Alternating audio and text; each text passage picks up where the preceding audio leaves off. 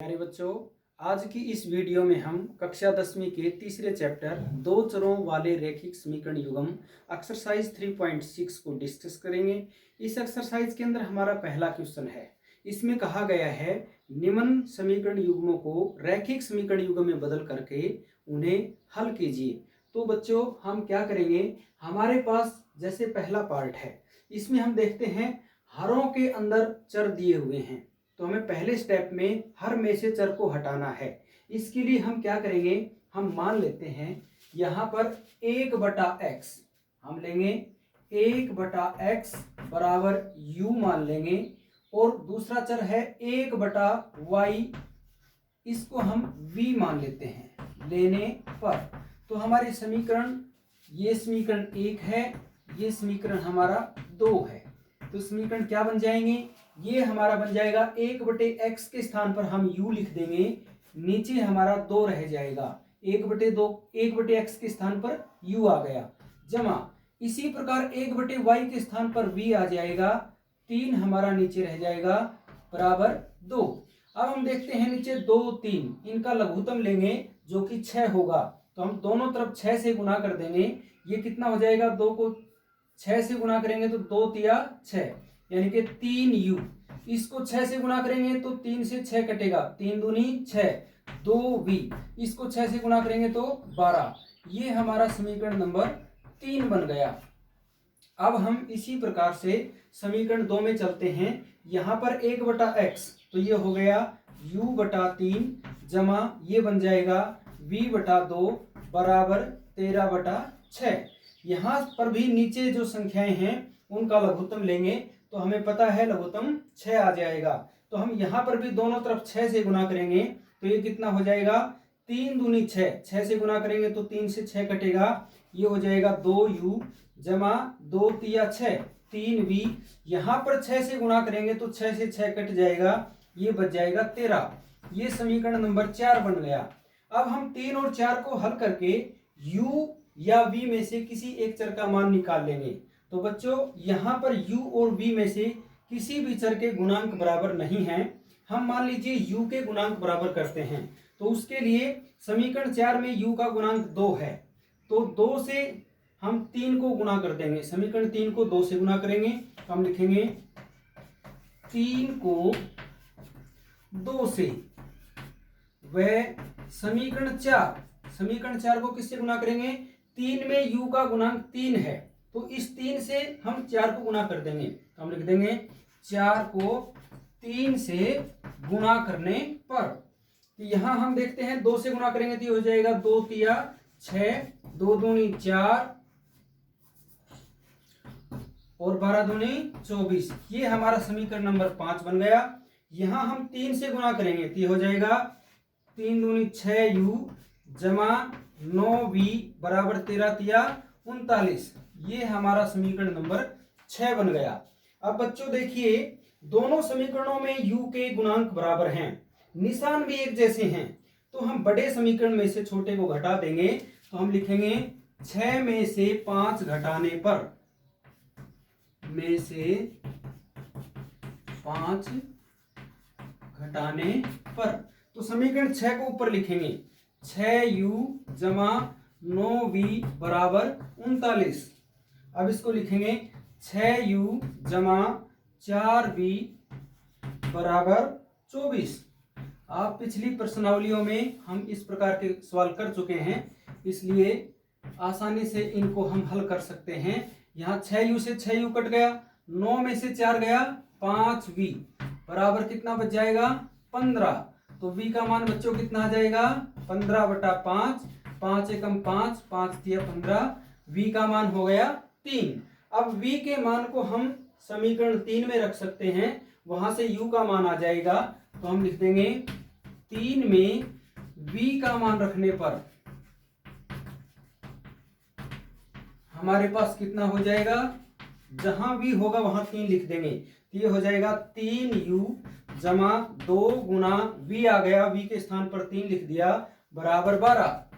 ये अब कितना हो जाएगा, 3u बराबर 3 दूनी 6, 6 को उधर लेकर के जाएंगे तो 12 में से 6 घट जाएंगे। अब ये आ जाएगा u बराबर उधर 12 में से 6 गए तो 6 बच गए, 3 इधर लाएंगे, भाग में आ जाएगा, 3 दूनी 6। u का मान 2 आ गया, लेकिन हमारे पास x और y थे, हमें x और y के मान निकालने हैं। इसके लिए हम क्या करेंगे, हम अब लिखेंगे, इसलिए यहां पर 1/x किसके बराबर था, u के, और u का मान कितना आ गया, 2। तो हम कह सकते हैं x का मान कितना होगा, हमने इसको पलट दिया तो 2 को भी पलटेंगे, ये हो जाएगा 1/2। और इसी प्रकार y का मान भी निकाल सकते हैं, 1/y v के बराबर था, तो हम लिखेंगे 1/y बराबर v, और v का मान हमारा आ गया था 3, तो हम लिख देंगे बराबर 3। इसको उल्ट देंगे तो y का मान कितना आ जाएगा, 1/3। इस प्रकार हम x और y का मान आसानी से निकाल सकते हैं।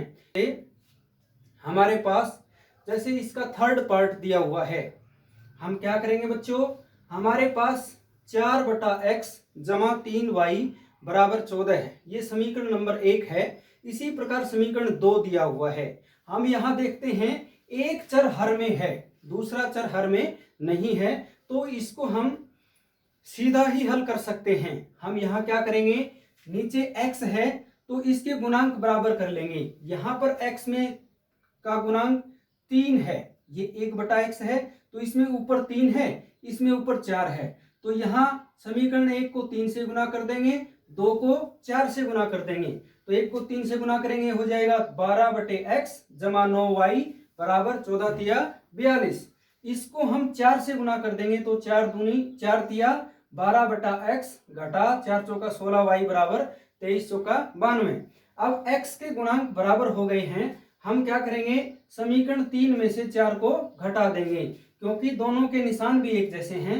अब हम इनको घटा रहे हैं तो देखते हैं 12/x से 12/x कट गया, 9y में 16y जोड़ेंगे तो 25y हो जाएगा, 42 जमा 92 घटा, तो हम घटाना पड़ेगा, 92 में से 42 को घटाया 50 बच गया। 92 बड़ी संख्या थी और घटा का निशान था, इसलिए हमने घटा का निशान लगा दिया। हमने y का हल निकाला, वो हमारे पास आ गया -2। 25 से 50 कट जाएगा, 25 दूनी 50। अब y के मान को हम समीकरण नंबर 1 में रख करके x का मान निकाल सकते हैं। तो y का मान समीकरण 1 में हमने रखा 4/x जमा 3y, y के स्थान पर घटा 2 लिख दिया, बराबर 14, 3 दूनी 6, और वो 6 उधर जाएगा तो जमा हो जाएगा, यहां पर बच जाएगा 4/x बराबर 14 जमा 6। अब हम क्या करेंगे, 14 और 6 20 हो गया, हम x को इधर लाएंगे, ये हमारा ऊपर आ जाएगा, 20 को बाईं तरफ लाएंगे, वो इसके नीचे आ जाएगा। तो इस प्रकार 4 एकम 4, 4 पंजे 20, तो x का मान कितना हो गया बच्चों, 1/5। अगले सेकंड पार्ट में हमारे पास दिया हुआ है 2/वर्गमूल x जमा 3/वर्गमूल y बराबर 2, ये हमारा फर्स्ट समीकरण हो गया। फिर कहता है 4/वर्गमूल x घटा 9/वर्गमूल y बराबर घटा 1। हम देखते हैं हरों में चर हैं वर्गमूल x वर्गमूल y, तो हम मान लेंगे 1/वर्गमूल x बराबर है u, 1/वर्गमूल y बराबर v, ये ले लिए हमने। तो समीकरण 1 कितना बन जाएगा, 2u जमा 3v बराबर 2, ये बन जाएगा 4u घटा 9v बराबर है -1। अब हम देखते हैं दोनों समीकरणों में u या v के गुणांक बराबर नहीं हैं। हम देखते हैं v के निशान अलग अलग हैं और समीकरण 1 को 3 से गुना करने पर दोनों के गुणांक बराबर हो जाएंगे। तो हम यहाँ समीकरण 3 को 3 से गुना कर देंगे तो हमारे पास आ जाएगा 6u जमा 9v बराबर 6। अब हम 4 और समीकरण 5 को जोड़ दें तो v चर ये हट जाएगा, विलुप्त हो जाएगा। तो हमने 4 और 5 को जोड़ दिया तो 9v से 9v कट गया, 4 और 6 10u बराबर घटा 1 जमा 6, तो 6 में से गया 5 बच गया, u का मान हमने निकाल लिया 1/2 आ गया।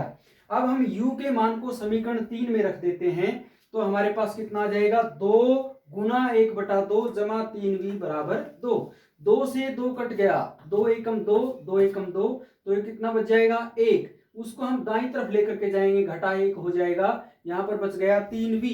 अब v का मान आसानी से निकाल सकते हैं, 3 को दाईं तरफ लेकर के जाएंगे तो इसके भाग में आ जाएगा, हमारे पास v का मान आ गया 1/3। हमें तो x और y के मान निकालने थे, तो हम देखते हैं 1/वर्गमूल x u के बराबर है, तो हमने लिखा 1/वर्गमूल x बराबर u। u का मान हमने निकाला था 1/2, तो बराबर 1/2 आ गया। अब इन भिन्नों को पलट देंगे तो वर्गमूल x किसके बराबर होगा, 2/1 के, यानी कि 2 के बराबर हो जाएगा। वर्गमूल हटाने के लिए दोनों तरफ वर्ग कर देंगे तो x का मान कितना आ गया, 4। इसका वर्ग करेंगे x हो जाएगा, 2 का वर्ग करेंगे 2 दूनी 4। इसी प्रकार हम 1/वर्गमूल y को v के बराबर रख देंगे और हमारे पास y का मान 9 आ जाएगा। इसी प्रकार से हमारा पार्ट 4 है इस क्वेश्चन का। हमारे पास इसमें दिया हुआ है 5/x-1 जमा 1/y-2 बराबर 2। इसी प्रकार समीकरण 2 है। हम देखते हैं हरों के अंदर x-1 y-2 दोनों में मिलता है, तो हम मान लेंगे 1/x-1 u के बराबर है और 1/y-2 v के बराबर, ये हमने ले लिए। तो समीकरण 1 से बन जाएगा 5u जमा v बराबर है 2, और ये बन जाएगा 6u घटा 3v बराबर 1। यहां पर भी u और v में से किसी के भी गुणांक बराबर नहीं है। हम v के गुणांक बराबर कर लेंगे। हम देखते हैं कि समीकरण 3 को 3 से गुना करें तो दोनों समीकरण बराबर हो जाएंगे। तो हमने 3 को 3 से गुना किया तो कितना आ गया, 3×5 15u जमा 3v बराबर 6। इस प्रकार ये समीकरण 5 बन गया। अब समीकरण 5 में 3v जमा है, समीकरण 4 में 3v घटा है। हम 4 और 5 समीकरण को जोड़ दें तो 3v से 3v कट जाएगा, 15 और 6 21u हो जाएगा। उधर हम देखते हैं 1 और 6 कितना हो गया, 7। तो u का मान आसानी से निकाल लेंगे। हमारे पास u का मान आ गया 1/3। अब हम u के मान को समीकरण 4 में रखते हैं तो हमारे पास v का मान आ जाएगा, जैसा कि मैंने यहां पर निकाला, v बराबर आ गया 1/3। अब हम यहां देखते हैं घटा 3v बराबर 1/2, तो ये कितना बच जाएगा, घटा 1 बचेगा, और घटा 3 इसके साथ गुना में है, उधर जाएगा तो भाग में आ जाएगा। घटा से घटा कट गया, 1/3 बच गया। लेकिन हमें तो x और y के मान निकालने हैं, तो अब हम क्या करेंगे। अब हम बच्चों, जैसे मैं x का मान निकालता हूं, हमारे पास 1/x-1 बराबर u है, और u का मान हमने कितना निकाला, 1/3। तो हम कह देंगे दिस इंप्लाइज दैट, इसको उल्ट देंगे, ये हो जाएगा x-1 बराबर, इसको भी पलटेंगे तो ये कितना हो जाएगा, 3। तो यहां से x का मान हम निकालेंगे, कितना आ जाएगा, 3 जमा 1 कितना आ गया, 4। इसी प्रकार y का मान हम निकाल सकते हैं। अब अगले पार्ट के लिए आप देखेंगे, हमारे 6th पार्ट में हम देखते हैं हमारे पास समीकरण है 6x जमा 3y बराबर 6xy। तो हम xy को बाईं तरफ लेकर के जाएंगे, ये भाग में आ जाएगा क्योंकि 6 के साथ गुना में था। तो 6x के नीचे xy लिखेंगे तो x कटेगा, हमारे पास आ जाएगा 6/y। इसी प्रकार 3y के नीचे xy लिखेंगे तो y से y कट जाएगा, ये बच जाएगा 3/x बराबर 6। ये समीकरण नंबर 1 बन गया। इसी प्रकार समीकरण नंबर 2 ये दिया हुआ है, हम xy को उधर ले गए, भाग में आ गया, और हमारे पास समीकरण बन गया 2/y जमा 4/x बराबर 5। हम देखते हैं कि समीकरण 1 और 2 में हरों में चर हैं, तो हम क्या करेंगे, शुरू में हमारे पास y है तो हम 1/y को u मान लेंगे, फिर हमारे पास 1/x है उसको v मान लेंगे। तो हम 1 और 2 से क्या समीकरण आ जाएंगे, हमारे पास आ जाएगा समीकरण 1 से 6u जमा 3v बराबर 6। ये पूरा समीकरण 3 से भाग होता है, तो हम दोनों तरफ 3 से भाग करेंगे, हमारे पास कितना आ जाएगा, 3 से भाग करेंगे 3 दूनी 6, 3 एकम 3, 3 दूनी 6, 2u जमा v बराबर 2। ये हमारा समीकरण 3 बन गया। इसी प्रकार हम समीकरण 2 से क्या प्राप्त कर लेंगे, 2u जमा 4v बराबर 5। समीकरण नंबर 4 बन गया।